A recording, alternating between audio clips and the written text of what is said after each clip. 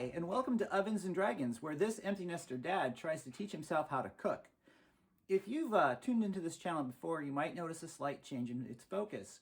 Before, I was focusing mainly on cooking for gamers, because I'm a gamer. I like to play role-playing games and tabletop games, and that will definitely still leak into this channel. But I want to change it instead to actually me learning how to cook. And here's why.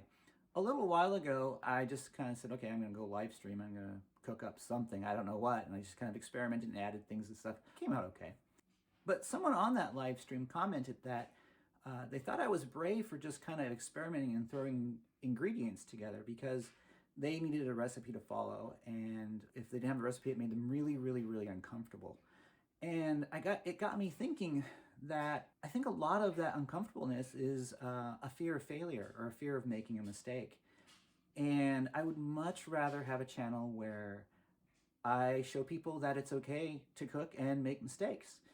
It's okay to learn. It's okay to, have a really lousy dish, because Lord knows I've had a lot of lousy dishes myself. So I want to change it to that, to me learning how to cook and kind of just showing it's okay to make mistakes.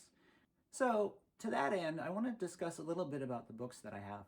Now, during the lockdown, I had purchased a handful of cookbooks for myself that I thought would be fun to try out. Most of them were gaming related. My wife also picked up one that she was interested in. So I do have a set of cookbooks that are good cookbooks, and I do appreciate having them. And I've made some of the dishes out of those cookbooks, especially the Dungeons and Dragons one. But even though those recipe books are really helpful and have really great recipes in them, they only tell you what to do. They don't tell you why you're doing it. For example, why do I braise the stewed meat before I put it in the stew to cook it up in the broth? Or why am I basting this with butter?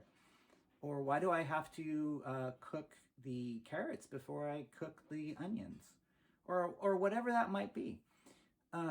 It just doesn't explain why. And I want to know why. And I want to know why so that when I make a mistake, I know how to fix it, or I know where I went wrong so I can learn to maybe do it better next time, or I know how to add something to tweak a recipe so that it's a little more to my liking.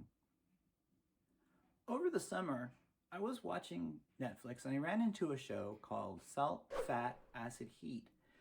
And this was kind of a wake-up call for me because this is a show that explained why those 4 elements in cooking were so important. Not just that you should use them, not that you shouldn't use salt or that you should use fat, but why these things are in cooking and what exactly they do to your food when you use them. And I got very, very, very excited about that because this was a show that was answering the why for me. And then I found out that there was a book. So I went ahead and bought the book. And while I was searching around for that book, I found another book called The Flavor Bible. And this looks interesting because it essentially lists all of the ingredients and sort of what flavors they bring into a dish.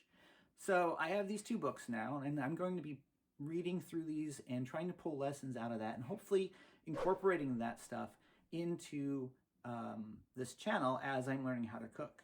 So hopefully you enjoy that, and hopefully that means that you and I can both learn how to cook together. And like I said in the intro, maybe we'll do something great, maybe we'll do something maybe not so great, but if we do something not so great, we'll learn from it, and maybe next time it'll be better.